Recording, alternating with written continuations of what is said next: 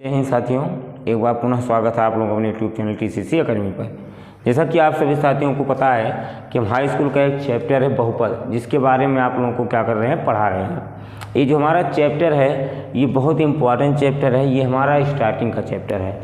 अगर आप लोगों को ये समझ में आ जाता है तो आगे हमको जब आपको पढ़ाएंगे भाग करने का तरीका ऐसा समझ में आ जाएगा, तभी आगे चल के हम सारे चैप्टरों को क्या कर सकेंगे, अच्छे से पढ़ सकते हैं। तो हम देखते हैं कि अगर हम बात कर लेते हैं बहुपद की, तो बहुपद में हमने आपको 5 वीडियो पढ़ा चुका है। कितने वीडियो बता चुके हैं? 5। और ये हमारी कौन सी वीडियो है? 6वीं वीडियो है। हम देखते हैं कि हमारा 2.2 प्रश्नावली चला था और पहले वाले का 1 तथा 2 नंबर क्वेश्चन हमने आपको कराया था। ये हमारा क्या लिखा हुआ है? दूसरा क्वेश्चन लिखा हुआ है। इसके हमारे 2 क्वेश्चन और लिखे हुए हैं। क्वेश्चन में क्या दिया? निम्न बहुपद के शून्य ज्ञात कीजिए और शून्यकों तथा गुणांकों के बीच सत्यता की जाँच कीजिए। अब आप लोग ध्यान से समझिएगा, सबसे पहले हमको करना क्या है? सबसे पहले इसका गुणनखंड करना। लेकिन ध्यान समझो, यहाँ पर अचर राशि हमारा क्या है? 3। अच्छा ये बताओ, ये 7x हमारा क्या है? 6। हम आप लोग पढ़े होंगे 9th में 8 में कि अगर हमारा द्विघात बहुपद होता है तो जब हम भी दो घात बहुपद सॉल्व करते हैं तो हमेशा उसको हम लोग किस रूप में लिखते हैं? मानक रूप में। मानक रूप मतलब सबसे पहले सबसे बड़ी घात, उसके बाद की घात, उसके बाद। जैसे एग्जाम्पल समझो, मान लेते हैं कि आपके घर में क्या है, कोई सबसे बड़ा है। जैसे शादी वादी का कार्ड आता है तो सबसे पहले किसके नाम आता है? आपके दादाजी के नाम। क्यों? क्योंकि वो घर में सबसे बड़े हैं। उसके बाद किसके नाम आएगा? उनके बाद अगर कोई होगा घर में उसके नाम आएगा। उसके बाद किसके नाम आएगा? जो उससे छोटा होगा। तो कहने मतलब सबसे पहले वो रहता हम किसको देते हैं? जो सबसे बड़ा होता है। सबसे बड़ी मतलब जिसकी घात क्या होती है? सबसे बड़ी होती है।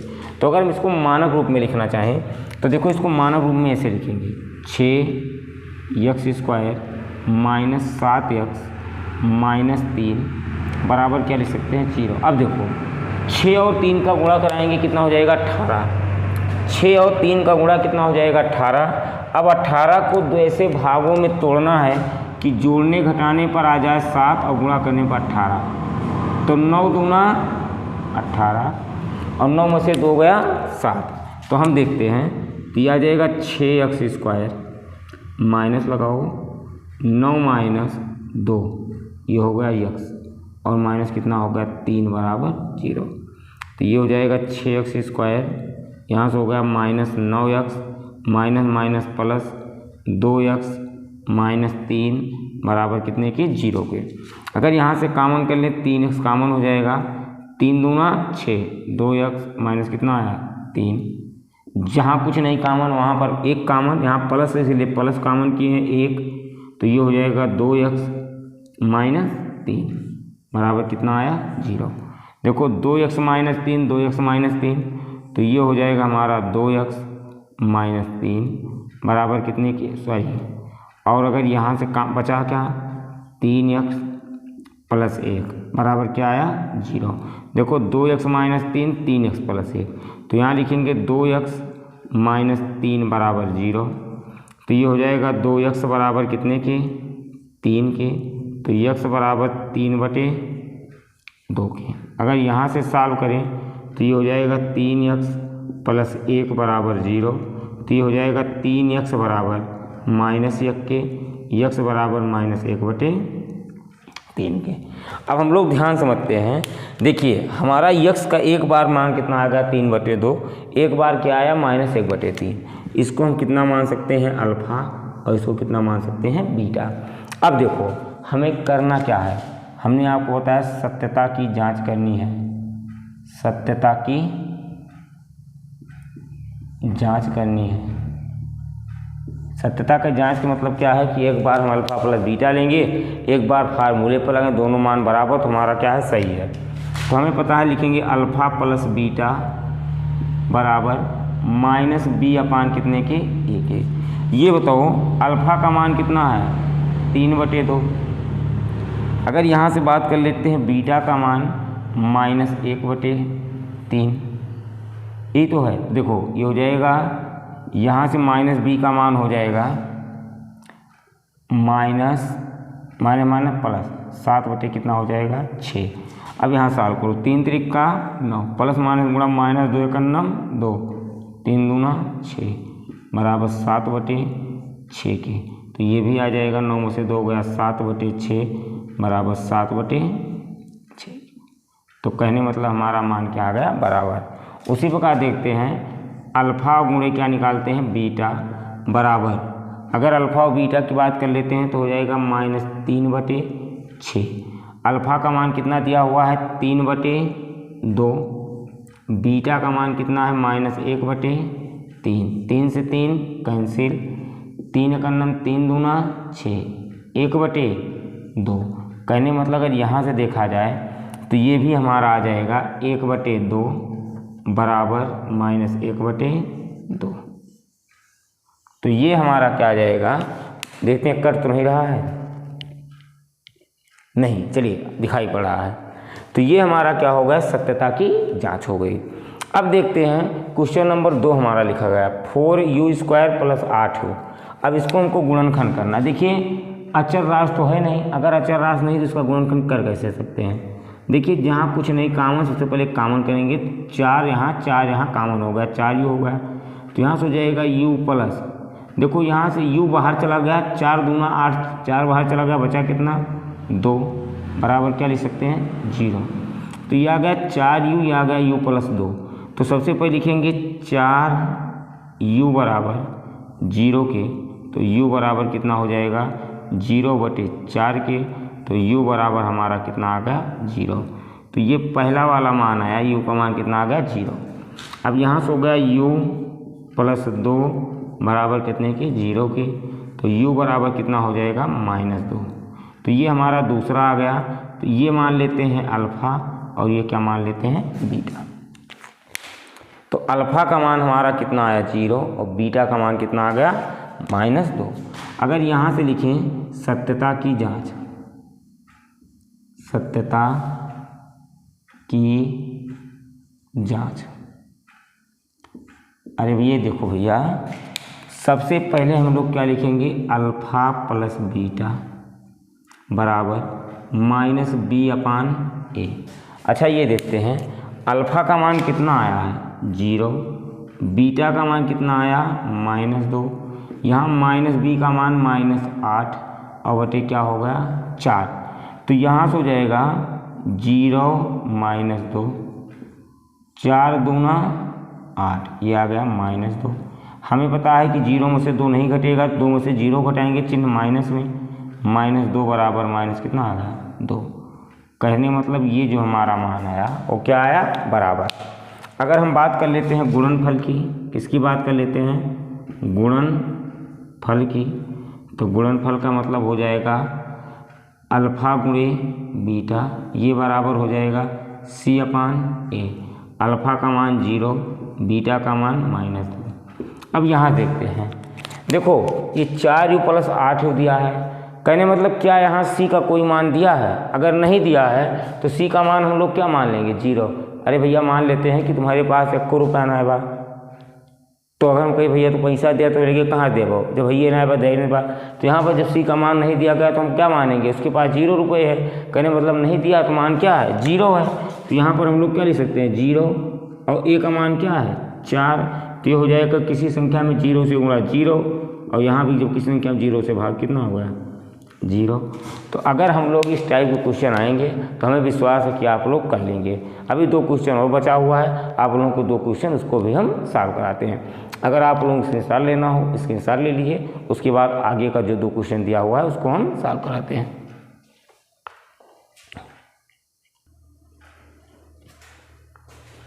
चलिए अब हम लोग देखते हैं, इसके हमारे 2 अंतिम क्वेश्चन हैं, यही हमारा क्या है अंतिम क्वेश्चन है।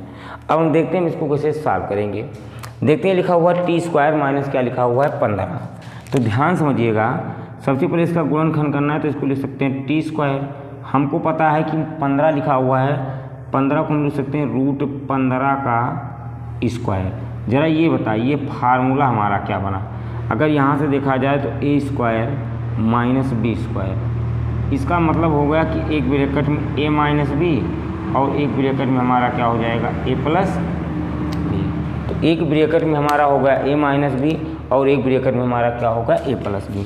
इसको अगर a माने इसको b मान लें तो ये हो जाएगा t माइनस √15 और ये हो जाएगा t प्लस √15 और ये बराबर क्या कर सकते हैं 0, ये बराबर 0। तो ये बता दो, एक बार लिखेंगे t माइनस अंडर रूट 15 बराबर 0 के। तो t बराबर अंडर रूट कितना हो जाएगा 15। अगर यहाँ से मान लें t प्लस अंडर रूट 15 बराबर 0 के, तो t बराबर हो जाएगा माइनस रूट 15 के। तो आ गया t बराबर माइनस रूट 15, एक बार आ गया t बराबर प्लस रूट 15। अब ध्यान से देखो, अगर हम बात कर लेते हैं सत्यता की जांच की, सत्यता की जांच, सबसे पहले लिखेंगे योगफल। क्या लिखेंगे? योगफल। योगफल का मतलब क्या होता है? अल्फा प्लस बीटा, कहने मतलब माइनस बी अपान ए। अब जरा ध्यान समझिए, अगर यहाँ से देखा जाए दो मान आए, इसको अल्फा मान लेते हैं, इसको हम क्या मान लेते हैं? बीटा। तो अगर हम अल्फा मान लेते हैं, तो अगर हम योगफल की बात कर लेते हैं, तो अल्फा का मान हो जाएगा रूट 15 और प्लस ये हो जाएगा माइनस रूट 15।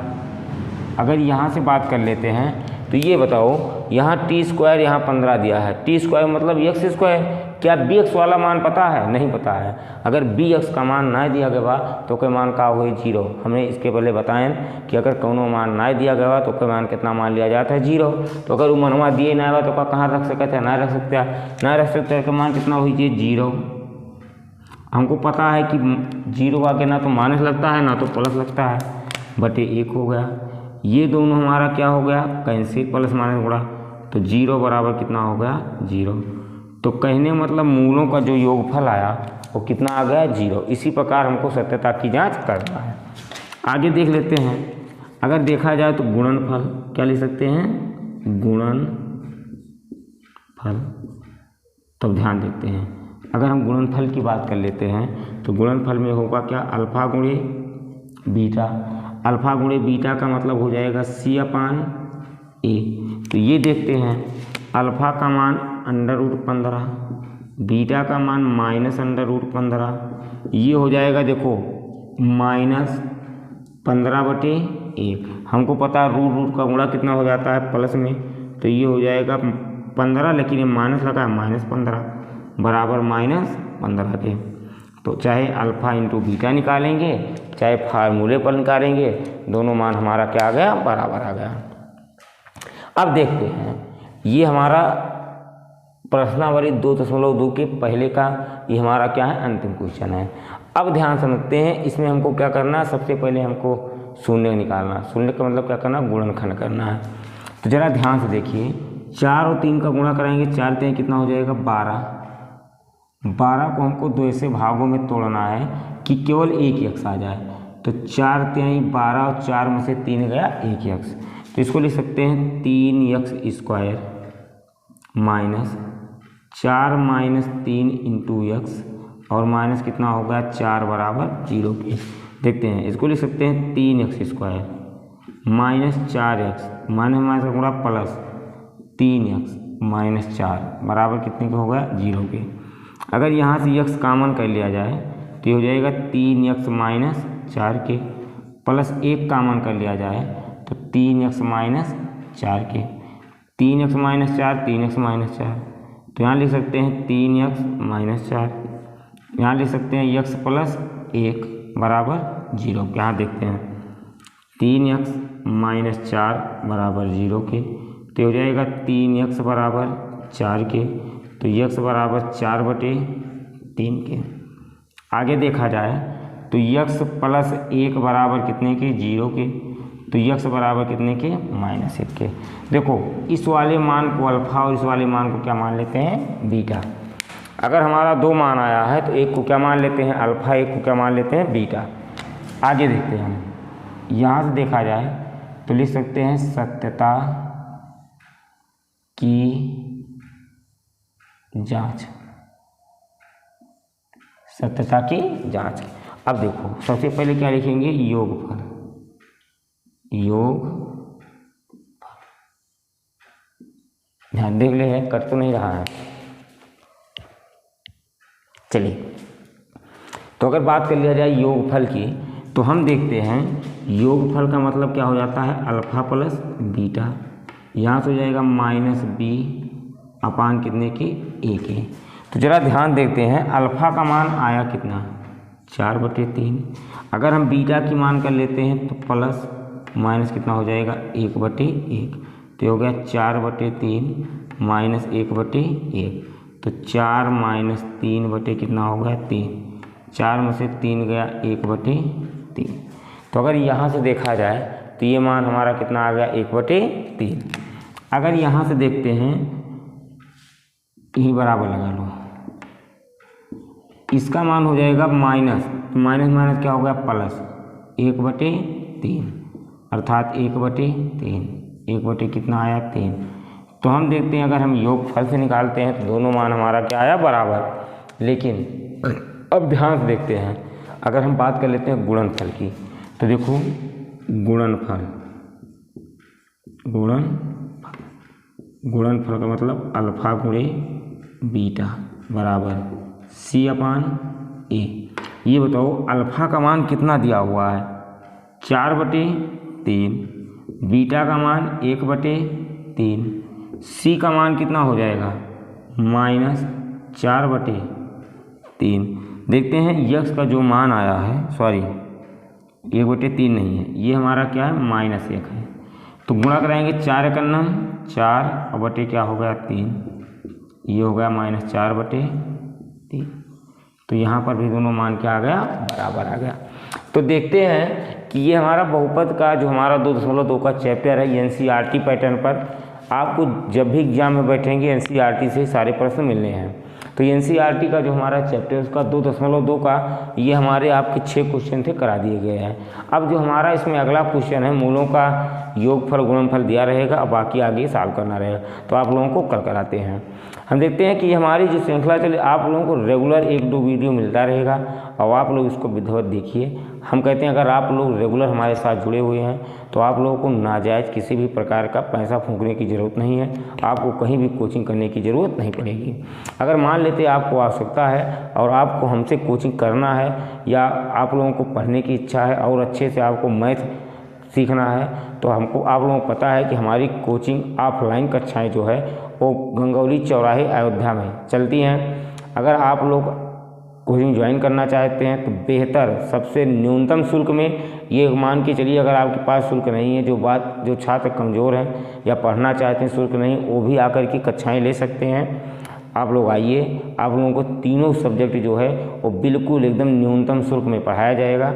कुछ लोग ये कहते हैं सर बहुत दूर है, उतना दूर हम पढ़ने कैसे चलें।